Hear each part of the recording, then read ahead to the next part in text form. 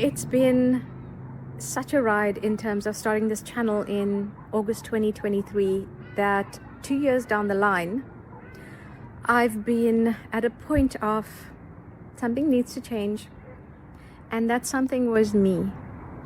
It started with a deeper transformation, a deeper alchemization since December 2024. I've been more aware of what are the places, the spaces, and also the relationships that are honoring, that are elevating, that are for me. And what do I lovingly let go of? In the past couple of months, I had been reconsidering entirely closing the channel down, but I decided I just needed to find my point of stillness, step into my center first, look at what is true for me at this point, look at what is true for me going forward as well. And so if you have been following my series on Neville Goddard's work, I feel that I will be completing the series. I'm just not sure at what pace and rate. In the past couple of months, I would say since about May this year, I've been called to do some really deep inner work because of the expansion that I've been going through, what I've been experiencing in terms of my work, my medicine, what I bring through for my clients.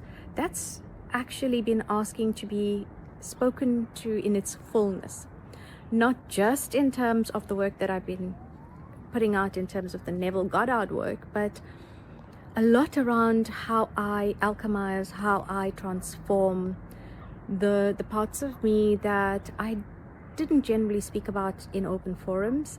My clients definitely have experienced this, and people who are close to me. So here I am, looking at how I own, how I claim the spaces and the places, externally and internally.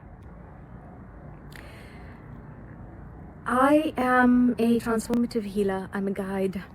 I am a psychic medium, a channel. And what I realized was that when I take all of these roles, consciousness mentor, teacher of metaphysics, these roles are really there as labels because they kind of compartmentalize some things. And when I'm bringing through my classes, when I am in sessions with my clients, I bring all of that in. And one of my huge assets is my empathic nature. One of the things that I do very well is I have this ability to really understand what it's like to be in someone else's shoes, to be in the experience. And I couple that together with behavioral psychology and understanding of human behavior. That's one of my superpowers. Another one of them is that I can tune into the energy of bodies, and based on whatever the emotional blockages, whatever the mental patterns, whatever the behavior, whatever the outer behavior,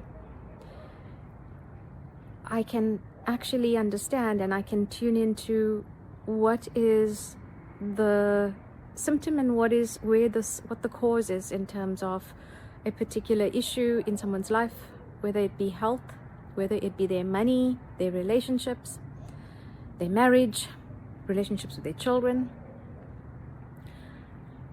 And I realized that I had been keeping all of this very compartmentalized, and I really am in this phase of my journey in my life where I want to bring all of this together, that in anything that I am presenting or I'm doing, or in a client session, even when I turn up in spaces, whether it is a masterclass I am taking in a space with a mentor, that I bring the full expression of me that is valid right now, without shrinking back, without holding back anything that I am wanting to put through, bring forward, etc. So this is a big statement for me, and it was a commitment that I made last night when I was in an amazing embodiment masterclass. It's actually an experience, and in that masterclass, an experience,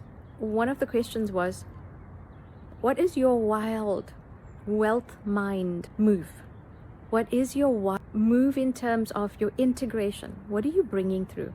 Today we were very much in the energy of being present in our lives, coming into the body, really just experiencing the connection in that moment.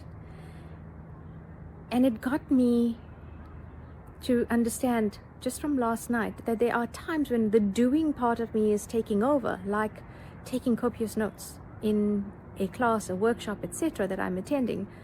I used to think it kept me present. Instead, it kept me out of my body and kept me only on the intellectual level, the mental space. I'm sure you can understand this as well, is where we are thinking rather than being. And so that is something that I committed to becoming aware of, to come back into my body, to come back into connection, into presence. Now, if you're curious as to this experience that I'm having, this experience that I'm talking about, I'm going to link, I'm going to put some links below, whether you catch this on YouTube or Facebook, etc. And that was the other thing. I thought I'm going to make a video for Facebook and one for YouTube, and etc. And I'm really choosing ease. I'm choosing the fun of it. I'm choosing to show up in that presence, in just being me. Because being the best me, being that best version of me right now is far more important than it being perfect, than having the scripting done, than having to make sure the lighting's great. And this is at sunset here in Cape Town. The mountains behind me and the sea,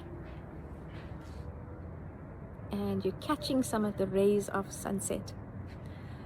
So if you want to join me on this wild ride, because I'm showing up for me and I'm showing up for those who are waiting, who know that they want to work with me, who have been waiting for this call, this time of my embodiment.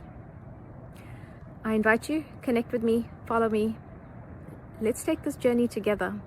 There is so much more to this beautiful journey of life. Because what happens between now and then is actually life. And no longer should we wait for the destination. But it's about embracing and enjoying the journey. I'm Fazila Bizior. I will catch you in one of my spaces. And be sure to say hi, drop a note, let me know you've watched this video.